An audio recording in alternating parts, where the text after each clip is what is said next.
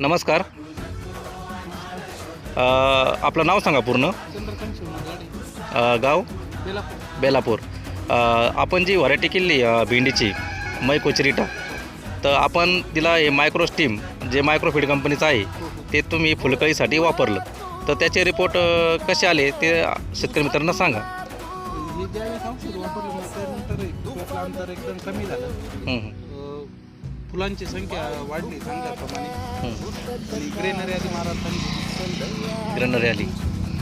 किती प्लॉट आहे हा सगळा? एक एकर साधारण 1 एकर आहे. 2 वेळेस आपण फवारणी केली. चांगला रिझल्ट वाटला. 2 वेळेसची फवारणी केली आहे. रिझल्ट चांगला, एक नंबर 1 नंबर रिझल्ट आहे. आणि आमच्या शेतकरी मित्रांना काय सांगू इच्छितो?